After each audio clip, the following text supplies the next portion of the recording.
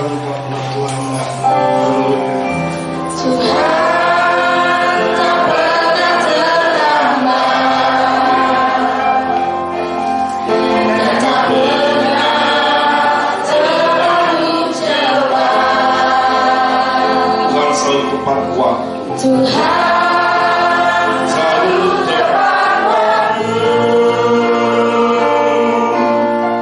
Dan tak pernah janji. Tuhan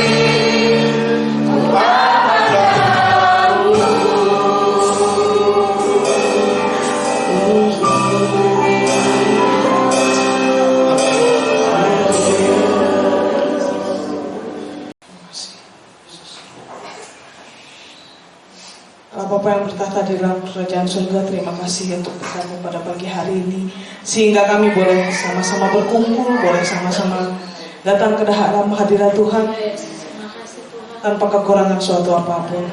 Kami siap untuk memuji Tuhan. Kiranya berkat dari Allah Bapa, Allah Anak, dan Allah Roh Kudus turun dalam ibadah pada pagi hari ini, menyertai setiap jemaat yang sudah hadir, yang telah mempersiapkan diri. Kiranya berkat dari Allah Bapa, Allah Anak, dan Roh Kudus menyertai ibadah ini dari awal, pertengahan, sampai pada akhirnya. Sehingga ketika kami pulang, kami akan membawa semua berkat-berkat Tuhan yang berkelimpahan. Kami mulai ibadah ini di dalam satu nama yang mencintai kami, yaitu di dalam nama Tuhan Yesus Kristus, Juru Selamat dan Penebus kami berdoa. Amin. Silakan bersuara Tuhan Yesus. Baik, kita percaya boleh angkat tangan. Janji Tuhan tak pernah terlambat, dan janji Tuhan tak pernah tinggalkan. Dia selalu bersama dengan kita sampai langkah-langkah kita terakhir. Amin. Haleluya. Oleh karena dia percaya kita, Kau tak pernah tinggalkan beserta setiap langkah.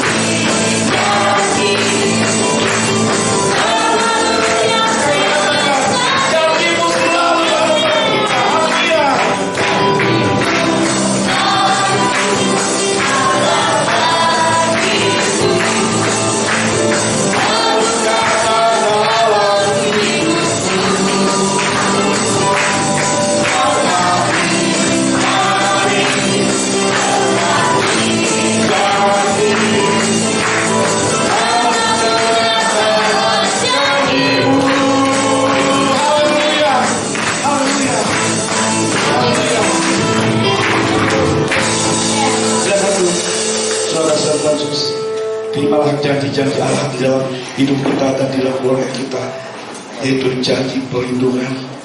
Maka langkah-langkah kita Tuhan sertai. Bapak kami yang baik, terima kasih Tuhan kalau telah menjadikan kami rezeki serta keluarga Bapak. Ya Bapak, Tuhan semoga lagi kami akan memberikan harapan ya Bapak. Berkati tangan-tangan yang beri Tuhan, berkati juga tangan-tangan yang belum bisa memberi ya Bapak. Kami berdoa juga Tuhan untuk mengadakan kolektif ya Bapak, berkati dalam keluarganya, berkati dalam pekerjaannya ya Bapak. Terima kasih Tuhan, terima kasih hanya dalam nama Tuhan Yesus kami sudah berdoa. Haleluya, amin.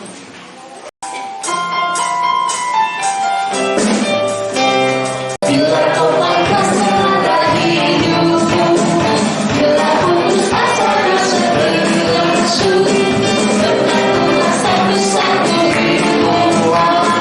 Kau niscaya kagum oleh kasih-Nya.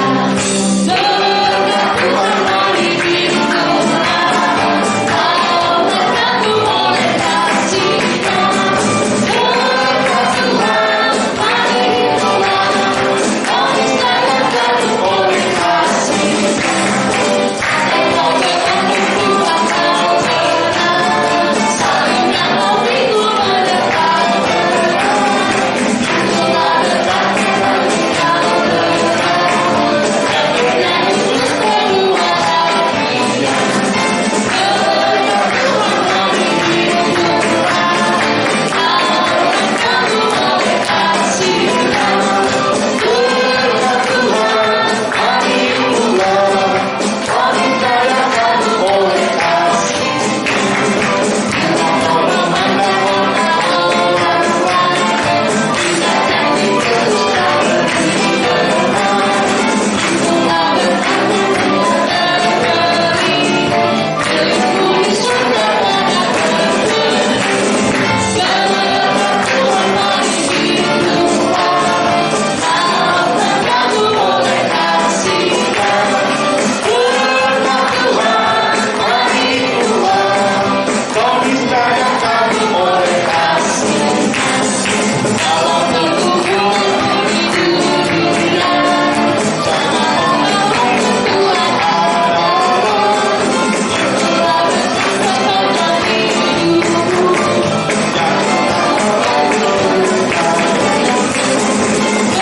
Dekat Tuhan mari kita, kau terkagum oleh kasih-Nya. Dekat Tuhan mari kita, kau niscaya kagum oleh kasih-Nya. Dekat Tuhan mari kita, kau terkagum oleh kasih-Nya. Dekat Tuhan mari kita, kau niscaya kagum oleh kasih-Nya. Amin. Haleluya. Beri Tuhan. Siapa yang minta kedua Tuhan pagi ini? Amin. Haleluya. Kita percaya dari sini itu berkat kita. Yes. Haleluya Yesus.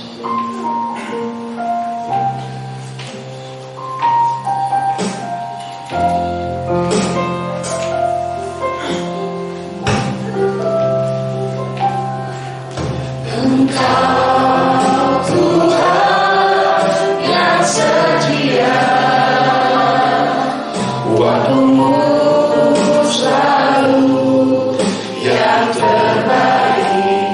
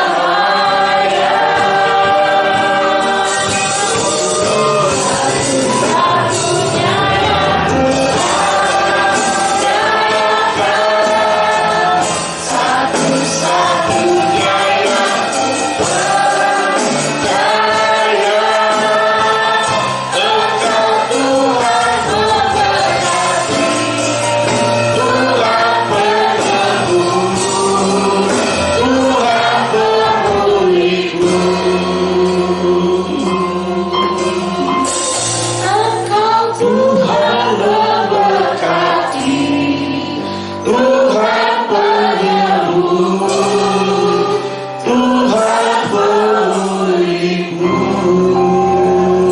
Haleluya, terima kasih.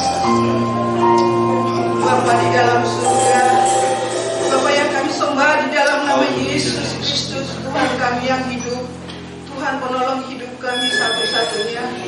Terima kasih Tuhan buat kesempatan yang Tuhan berikan kepada kami pagi hari ini. Kami boleh memuji Engkau pagi hari, menyembah Engkau Tuhan.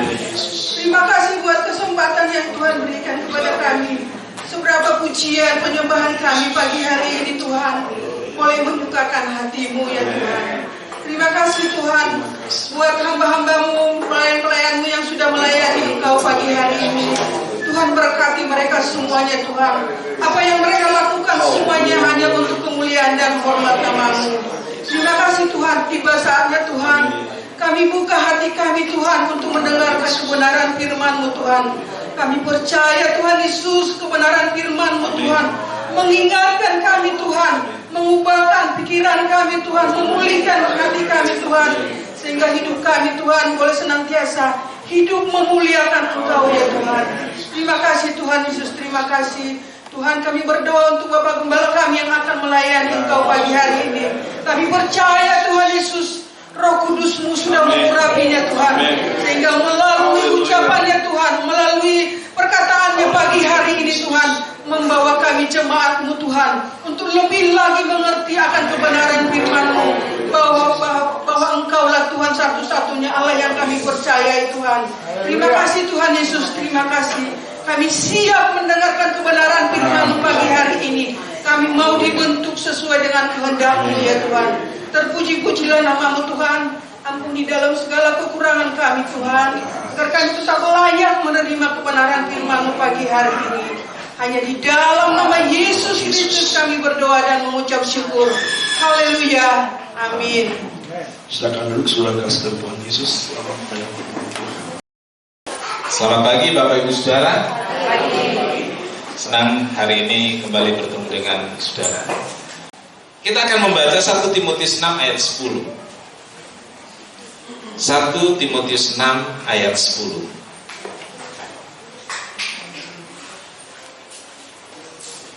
Mari kita sama-sama berdiri. 1 Timotius 6 ayat 10. Karena akar segala kejahatan ialah cinta uang. Sebab oleh memburu uanglah beberapa orang telah menyimpang dari iman dan menyiksa dirinya dengan berbagai-bagai luka. Amin. Silakan duduk. Berbahagialah setiap orang yang telah membaca, mendengar, dan melakukan firman Tuhan. Tuhan Yesus memberkati. Puji Tuhan. Tentang yang namanya uang, orang bisa pada posisi yang berbeda, bisa berseberangan, bahkan karena uang orang bisa bermusuhan. Bersaudara bisa saling baku bunuh katanya, gara-gara uang dan harta. Nah, dalam hal ini juga tidak sedikit orang Kristen dan gereja mengalami permasalahan hanya karena yang namanya uang. Ya. Kalau khotbah seperti ini, saya nggak tahu Pak, ada saudara yang berpikir pendeta khotbahnya uang dulu. Kan artinya sudah pada posisi yang berbeda. Mulai dari perpuluhan, mulai dari menipu Tuhan, saudara-saudaraku. Dan saya perlu menyampaikan lagi bahwa karena begitu banyak hal-hal seperti ini di media sosial yang bisa saja mempengaruhi pola pikir kita, maka tanggung jawab saya sebagai gembala adalah memberitahu saudara bagaimana sikap kita terhadap uang dan harta. Saudaraku, perhatikan kalimat di bawah ini. Ya. Uang bukan segalanya. Setuju? Setuju? Uang bukan segalanya. Sekali lagi, uang bukan segalanya. Setuju? Tapi nggak ada uang kita nggak bisa apa-apa. Iya kan? Tanpa uang manusia nggak bisa apa-apa. Uang memang bukan segalanya, tapi tanpa uang manusia nggak bisa apa-apa. Uang bukan segalanya, setuju? Tapi kalimat ini saudara juga harus setuju yang kedua ini. Tanpa segala-segalanya harus pakai uang. Setuju? Artinya ternyata uang itu penting dalam hidup manusia.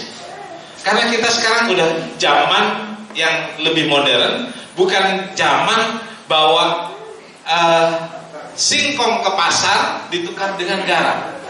Enggak lagi kan? Kita enggak bawa hasil bumi ke pasar, sayuran untuk ditukar dengan ikan, enggak lagi. Ya. Kita punya namanya alat tukar, yaitu uang.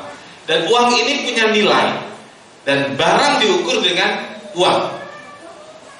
Nah, masalah mulai muncul, saudaraku, ketika uang bukan lagi menjadi alat, ketika uang bukan lagi menjadi sarana dalam menopang aktivitas kehidupan.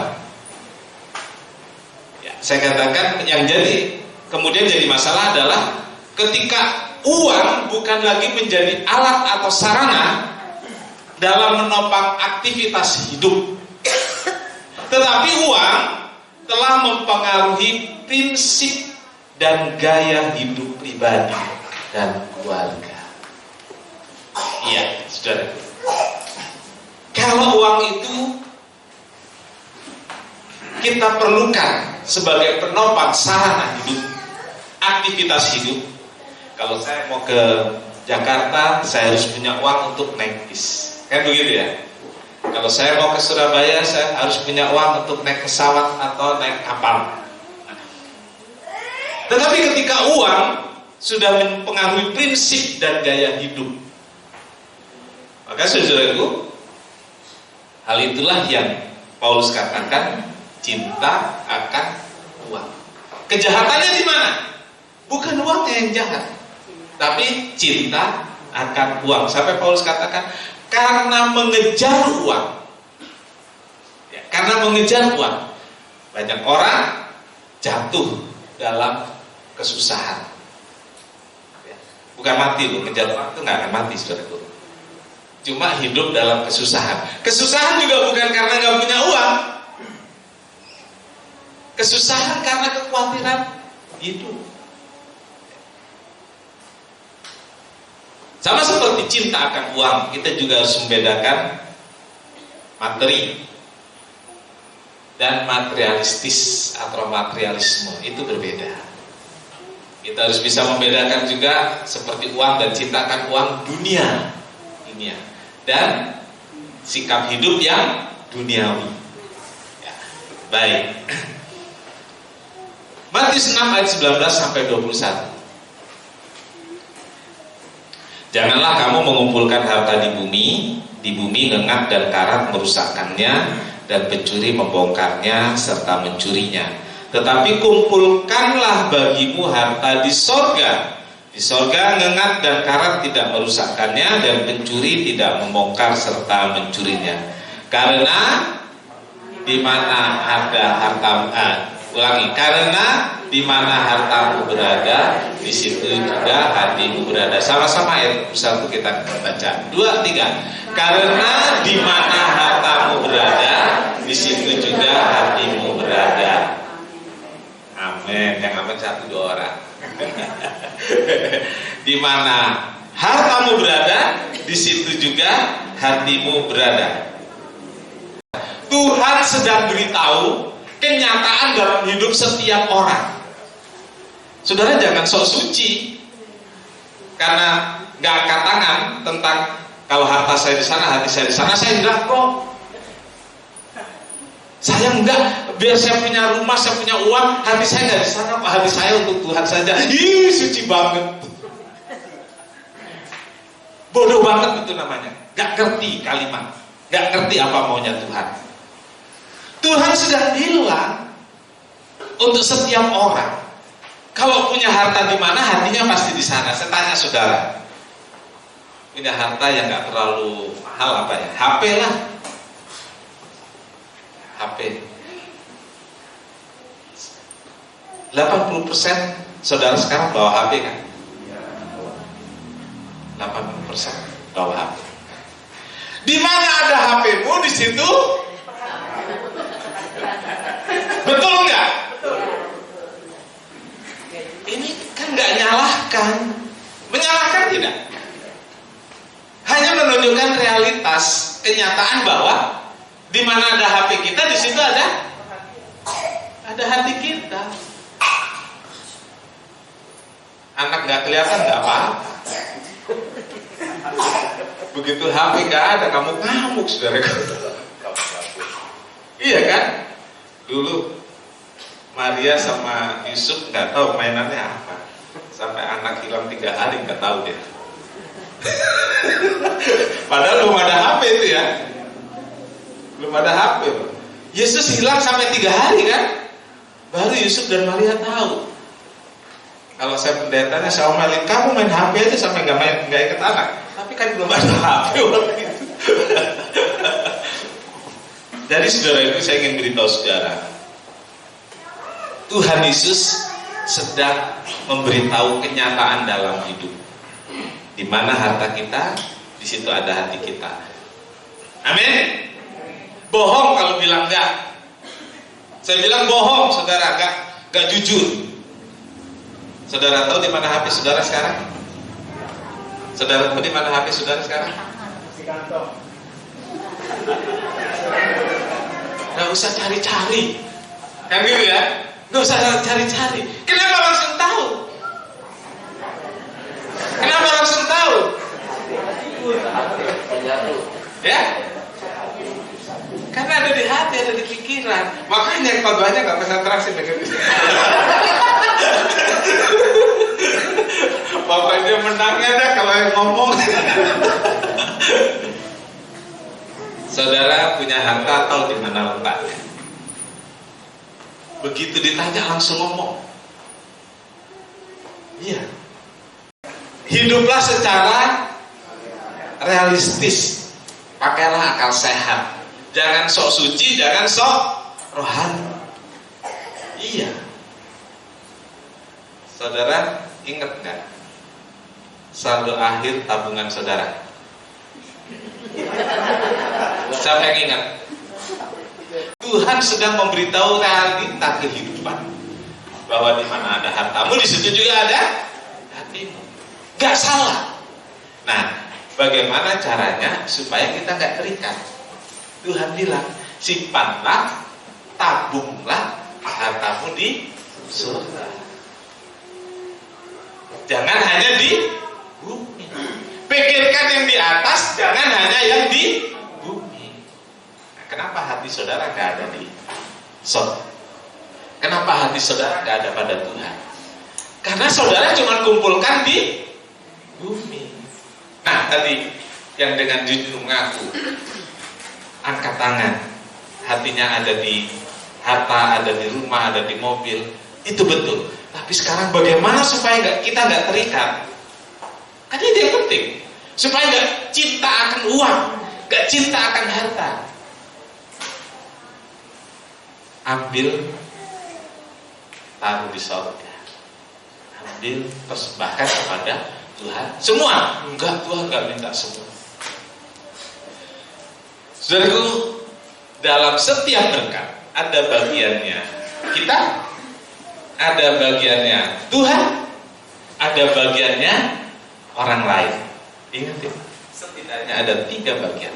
Ketika kita terima 10, ada bagiannya Tuhan, ada bagiannya kita, ada bagiannya orang lain. Namanya kita makhluk sosial. Oke.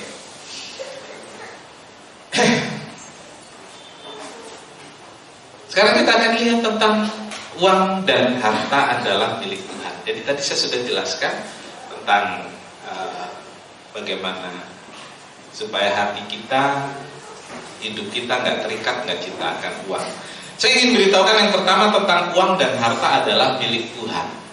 Ya, konsep penting agar sikap terhadap uang dan harta adalah memahami bahwa uang dan harta adalah milik Tuhan.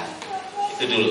Jadi ini konsep yang penting agar sikap kita terhadap uang dan harta itu benar, yaitu memahami bahwa uang, harta, kekayaan, termasuk di sini anak-anak yang Tuhan percayakan pada keluarga kita, termasuk ini anak-anak orang tua yang Tuhan berikan kepada kita, semua milik Tuhan. Amin. Setuju? Oke. Kalau saya bilang anak-anak itu Tuhan punya, saudara setuju? Orang tua Tuhan yang punya, setuju? Harta yang uang yang saudara punya, yang saudara pegang, yang saudara miliki, Tuhan punya? Oh. Kalau anak, ya Tuhan punya. Orang tua, ya Tuhan punya. Uang, harta, Tuhan punya? Kita baca. Yuk. Mazmur 24 ayat 1. Sama-sama kita baca 2, 3. Mazmur Daud.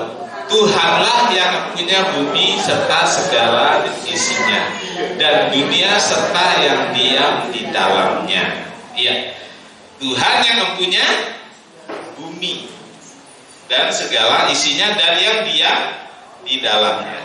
Bapak Ibu Saudara, jika bumi dan segala isinya adalah milik Tuhan, kita yang hidup di bumi, ini isinya bumi kita ini ya. Kita isinya bumi. Dan semua yang ada pada kita, yang kita bilang milik saya, yang kita bilang hasil kerja keras saya, itu juga adalah milik Tuhan. Karena bumi dan segala isinya dan semua, artinya kita milik Tuhan, dan semua yang ada pada kita adalah milik Tuhan. Setuju? Pertanyaannya, mengapa rumah, tanah, mobil, tabungan, deposito yang kita miliki atas nama siapa?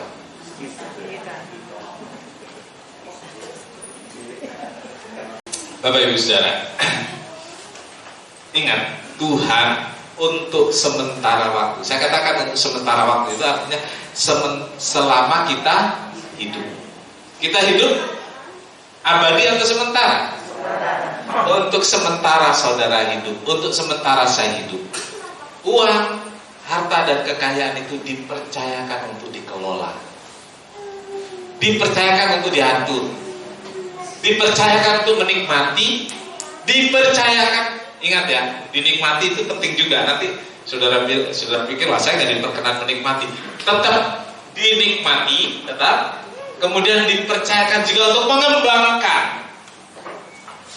Jadi Tuhan percayakan kepada kita untuk sementara waktu selama kita hidup, untuk dikelola, dinikmati, dikembangkan. Kita adalah orang yang dipercaya oleh Tuhan. Artinya saudaraku, kita hanya punya hak pakai, bukan hak milik. Hak guna, bukan hak milik. Karena setelah kita satu hari meninggal, tidak ada yang bisa kita lakukan untuk uang dan harta. Ya, untuk uang dan harta kita nggak bisa lakukan apapun lagi. Saudara, berapa banyak harta atau uang yang seorang tinggalkan waktu dia mati? Berapa banyak? Ada yang dibawa? Gak ada yang dibawa. Pepatah Spanyol katakan, gak ada saku di kain kafan. Jadi saudaraku, budaya kain kafan, jadi dibungkus itu ya, itu budaya Timur Tengah.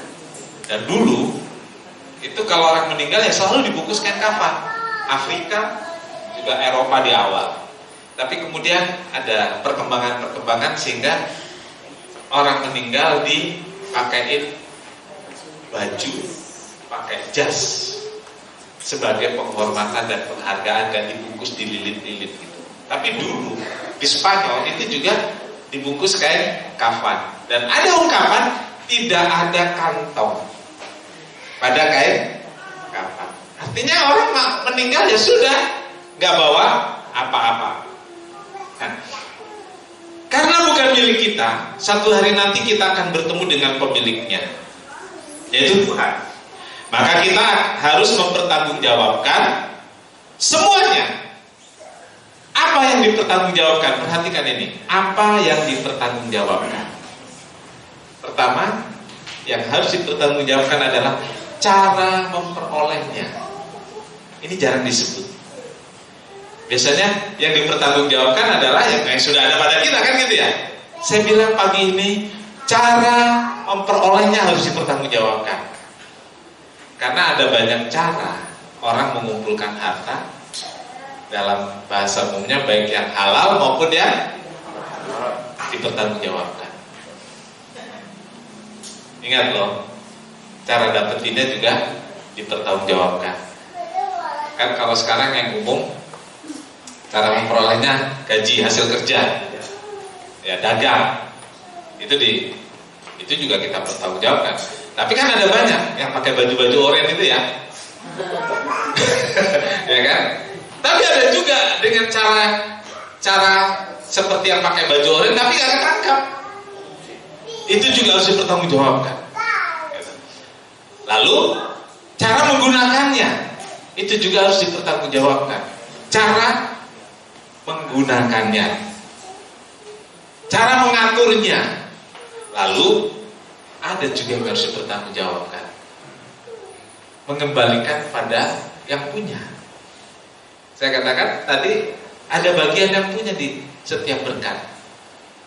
Dikembalikan, dipersembahkan. Dan semua itu harus dipertanggungjawabkan. Ya. Oke, yang kedua saudaraku, mencukupkan diri dengan apa yang ada. Kita baca Ibrani 3 ayat 5. Janganlah kamu menjadi hamba uang dan cukupkanlah dirimu dengan apa yang ada padamu, karena Allah telah berfirman, aku sekali-kali tidak akan membiarkan engkau dan aku sekali-kali tidak akan meninggalkan engkau.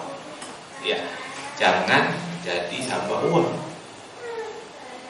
Cukupkanlah dengan yang ada. Saudaraku, menjadi hamba uang artinya uang yang ngatur hidup kita, uang yang memerintah hidup kita melalui berbagai keinginan. Saya katakan uang mengatur, memerintah hidup kita melalui berbagai keinginan yang liar dan tidak terkendali di dalam diri kita. Saudaraku, keinginan harus dikendalikan, betul? Saudara punya berbagai keinginan, ya atau tidak? Kalau ada yang bilang gak punya keinginan, itu orang sudah bilang kahayang. Udah gak punya keinginan hidup juga rupanya gitu ya.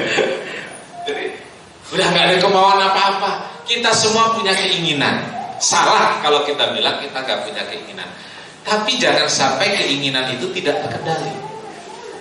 Keinginan itu diatur, keinginan itu dikendalikan, keinginan itu disesuaikan dengan apa yang kita punya, apa yang ada pada kita, diatur gitu ya. Lalu jangan jadi hamba uang. Jadi jangan sampai kita diatur oleh uang. Sampai ada ungkapan begini saudara, uang adalah tuan yang jahat. Kapan jadi uang yang jahat? Jadi tuan yang jahat kalau uang ngatur hidup kita ya, uang yang ngatur hidup kita dengan berbagai keinginan liar tadi. Tetapi uang juga bisa menjadi hamba yang baik. Kapan uang jadi hamba yang baik? Apabila kita mampu mengelola, mengatur, sehingga dalam hidup kita tidak liar. Penggunaannya, keinginannya nggak terus dituruti. Memang saudaraku tidak mudah untuk mencukupkan diri dengan apa yang ada. Tidak mudah untuk menjadi tuan atas uang. Kita harus jadi tuan atas uang. Setuju? Ya, kita harus jadi tuan atas uang. Sekali lagi saya katakan, saya harus jadi uang atas uang. Tuan atas uang. Ya, saya harus menjadi tuan atas uang. Jadi saudaraku tidak mudah untuk mencukupkan diri dengan apa yang ada. Terlebih ketika dihadapkan pada hidup yang penuh serba-serbi. Ya, saya gunakan kata itu, saudaraku. Hidup ini penuh serba-serbi. Ya. Banyak cerita, banyak macamnya. Lalu kita dihadapkan pada pilihan antara memenuhi kebutuhan atau keinginan. Kalau ada kebutuhan, ada keinginan, daya tarik yang lebih kuat yang mana, saudara?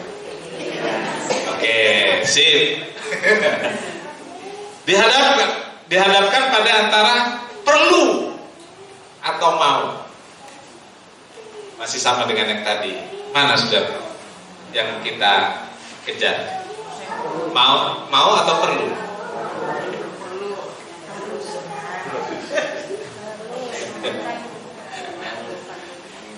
Nah, oke. Ini, saudara, lanjut. Antara fungsi dan passion. Ya, fungsi dan passion. Oke, satu lagi, saudara. Antara budget dan update. Ini original tulisan saya nggak dengar ke apa. Saya yang nulis.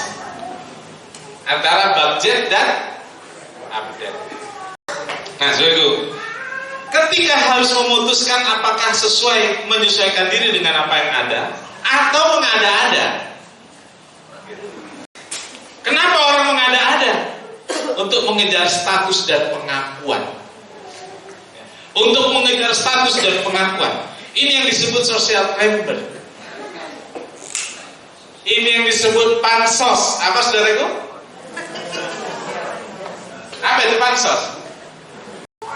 Jangan, saudaraku, jangan memaksakan diri. Akhirnya, saudaraku, namanya mengejar status, mengejar pengakuan. Capek, saudaraku, lelah, dan bisa putus asa. Ingat, mengejar status, mengejar pengakuan, capek. Karena hidup ini perjalanan, saudara, bukan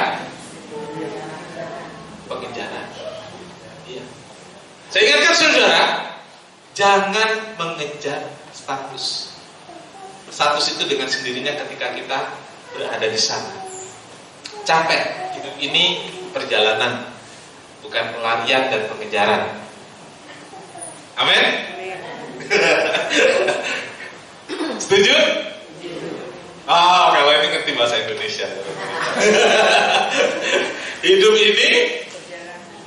ini perjalanan, bukan pengejaran. Kalau kejar itu lari. Saudara pernah lari? Kalau saudara jalan bisa 5-6 km gak capek. Saudara lari baru 1 kilo udah ngos-ngosan pingsan, saudara. Jadi jangan mengejar status, jangan mengejar level. Baik apapun juga jangan. Sesuaikan dengan apa yang ada, cukupkan dengan apa yang ada. 1 Timotius 6 ayat 6. Memang ibadah itu kalau disertai rasa cukup memberi keuntungan besar, memberi manfaat besar. Nah, rasa cukup dalam ibadah memberi manfaat yang besar. Demikian juga rasa cukup dalam kehidupan. Rasa cukup dalam hidup. Dengan rasa cukup membuat kita bisa tenang, membuat kita bisa aman. Ingat, dengan rasa cukup, menyesuaikan diri dengan apa yang ada tadi, mencukupkan diri dengan apa yang ada, diperlukan namanya rasa cukup. Dan rasa cukup itu membuat hidup kita tenang dan aman. Saya senang dengan beberapa saudara yang kalau saya lihat tuh sebenarnya tuh agak berat hidupnya, tapi saya lihat orangnya tenang, gak pernah ngeluh. Ada beberapa saudara itu seperti itu. Saya salut, saya kagum, saudara. Dan memang yang diperlukan itu rasa cukup. Kalau rasa cukup, gak lari mengejar, betul? Mencukupkan diri dengan apa yang ada. Ingat, jangan berpikir ada hubungan antara rasa cukup. Jangan berpikir ada hubungan antara rasa cukup dengan jumlah uang atau harta yang kita miliki. Gak ada. Rasa cukup nggak ada hubungannya dengan jumlah uang. atau harta yang kita miliki. Jangan berpikir kalau uang banyak, harta banyak baru bisa punya rasa cukup. Enggak ada hubungannya. Rasa cukup itu dari hati. Orang Jawa punya filosofi namanya trimo. Betul ya Pak Tri ya? Trimo padu, terima apa adanya. Nah beda dengan suku lain. Kalau merantau harus jadi orang kaya. Kalau orang Jawa cukup bilang dadi wong, jadi orang. Saya pikir selama ini bukan orang. Tapi jadi orang itu tadi loh, yang terima gitu loh. Terima apa adanya. Tapi dari beberapa suku kalau pergi harus kaya. Makanya banyak orang yang mengejar untuk menunjukkan dia bisa membuktikan gitu loh. Bisa membuktikan pesan dari keluarga, harus jadi kaya. Jadi saudara jangan berpikir ada materi uang baru ada rasa cukup. Enggak. Pengkhotbah 5 ayat 9. Siapa mencinta uang tidak akan puas dengan uang. Siapa mencintai kekayaan tidak akan puas dengan penghasilan. Ini pun sia-sia. Ayo, siapa yang gak merasa puas dengan gajinya? Ngaku.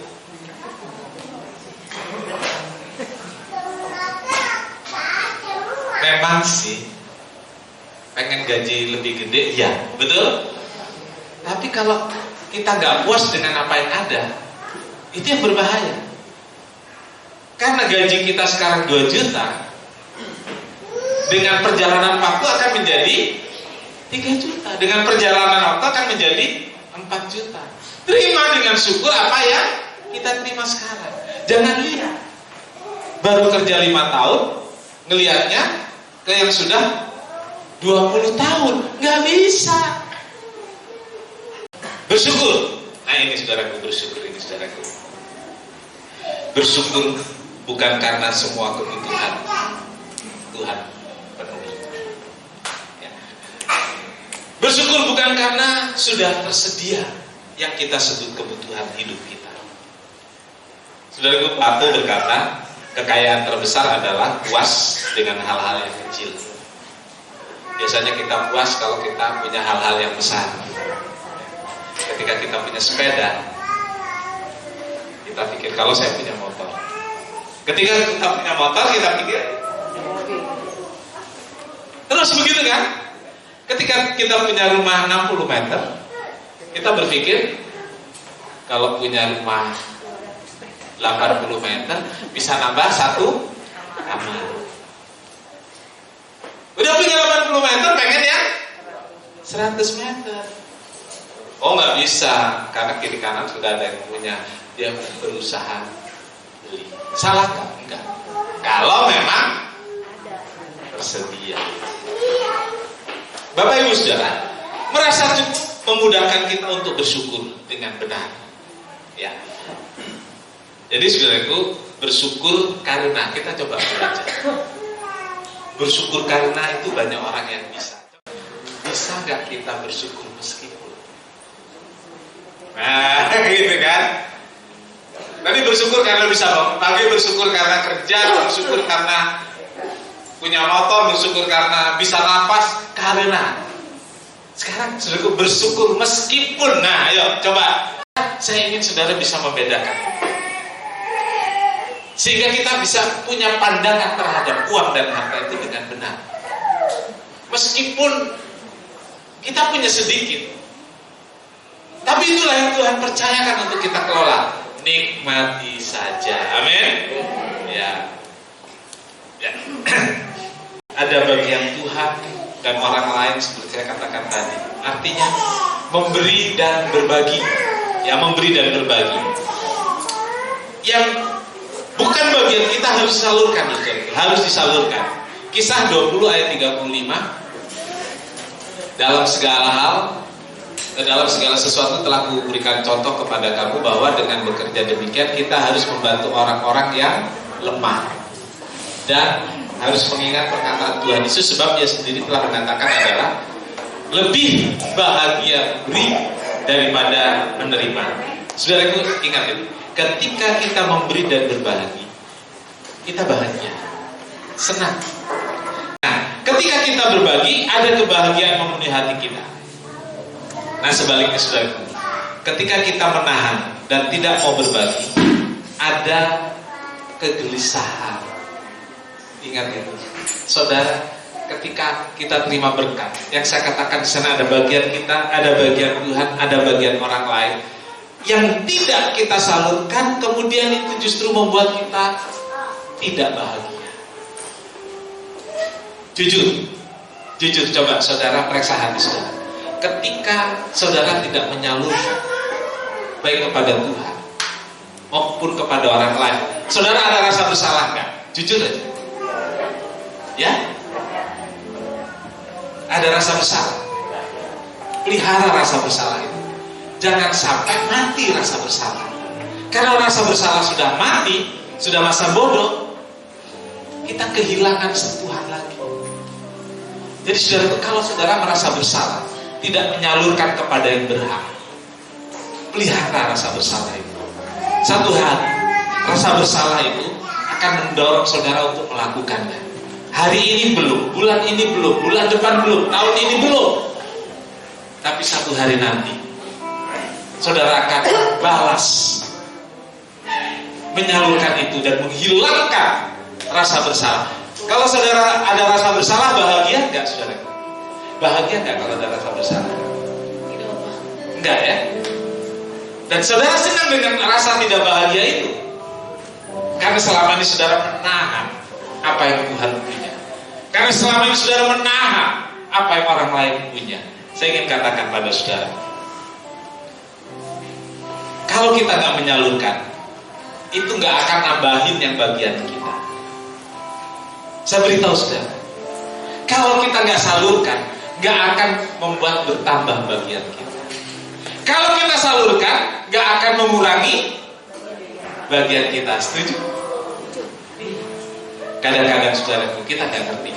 Kalau kita salurkan, kita merasa berkurang. Kalau kita nggak salurkan, kita merasa bertambah. Tidak. Ingat, kadang-kadang Tuhan punya cara untuk mengambil. Iya. Saudara pernah lihat orang lain mendapatkannya kok begitu mudah? Lalu kenapa saya untuk mendapatkan hal yang saya mau membayar terlalu mahal? Pernah? Tuhan yang ambil dengan cara. Karena tadi saya katakan tidak akan menambahi bagian saudara. Tuhan ambil. Saudara akan membayar mahal. Saudara ingin memiliki sesuatu, saudara harus membayar mahal. Sementara orang lain bisa mendapatkan begitu mudah. Ada yang harus ke dokter bolak-balik, saya harus bisa mendapatkan. Ada yang harus bekerja keras sampai kaki dari kepala jadi kaki untuk mendapatkan. Sementara orang lain dia santai saja tapi mendapatkan. Ingat itu saudara. Nah, saudaraku, mengetahui cara memahami dan menyikapi uang dan kekayaan dengan benar membentuk kita menjadi pengelola yang baik dan benar atas berkat Tuhan, sehingga kita bisa menjadi alat di tangan Tuhan, baik untuk pekerjaan Tuhan maupun buat orang-orang lain. Jadi saluran berkat. Jadi mengelola uang bukan sesuai dengan keinginan kita semata, tapi kita sesuaikan dengan apa yang Tuhan mau. Soli Deo Gratia. Tuhan Yesus memberkati. Amin. Bapa di sorga, terima kasih berkat Tuhan hari ini dalam ibadah. Ampuni kami yang selama ini mungkin beberapa di antara kami termasuk hamba salah dalam mengerti tentang uang dan harta yang Tuhan percayakan. Biar Roh Kudus bekerja memberikan kami pengertian sehingga kami tidak terikat akan uang dan harta. Kami tidak cinta uang, sehingga kami bisa hidup bahagia, aman dan nyaman dalam menjalani hidup ini. Kami tidak mengejar status, kami tidak mengejar level dalam hidup ini. Kami tidak panjat sosial dalam menjalani hidup. Kami mencukupkan diri dengan apa yang ada. Tolonglah kami Tuhan.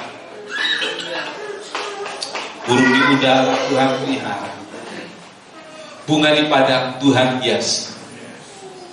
Cukup bagi kami dengan berkat yang Tuhan berikan. Kami kelola, kami bersyukur dengan semuanya itu ya Tuhan. Terima kasih Tuhan, memberkati semua yang hadir, dan tolonglah dalam menjalani hari-hari hidupnya. Setelah masa pandemi keadaan membaik, kami yakin berkat Tuhan juga terus mengalir pada anak-anakmu, dan itu membuat anak-anakmu ingat siapa pemberi, siapa yang mempercayai berkat-berkat itu ada pada kami, sehingga kami bisa mengelola dengan benar. Terima kasih Tuhan, pimpin kami pulang dengan selamat, sertai dan lindungi kami, baik dalam aktivitas sehari-hari, dalam keluarga, dalam pekerjaan, maupun dalam pelayanan kami. Terima kasih. Tuhan memberkati engkau dan melindungi engkau. Tuhan menyinari engkau dengan wajahnya dan memberi engkau kasih karunia. Tuhan menghadapkan wajahnya kepadamu dan memberi engkau damai sejahtera. Saudara-saudara kekasih, terimalah berkat dan damai sejahtera dari Allah Bapa, kasih karunia dari Tuhan Yesus dan persekutuan Roh Kudus menyertai kita semua sekarang ini sampai Maranatha. Kami berdoa dalam satu nama yang mengasihi kami, yaitu di dalam nama Tuhan Yesus Kristus Juru Selamat dan Penebus kami berdoa. Bapa kami yang di surga, dikuduskanlah namamu, datanglah kerajaanmu, jadilah kehendak-Mu di bumi seperti di surga. Berikanlah kami pada hari ini makanan kami yang secukupnya, dan ampunilah kami akan kesalahan kami, seperti kami juga mengampuni orang yang bersalah kepada kami. Dan janganlah membawa kami ke dalam pencobaan, tetapi lepaskanlah kami daripada yang jahat. Karena Engkaulah yang punya kerajaan dan kuasa dan kemuliaan sampai selama-lamanya. Amin.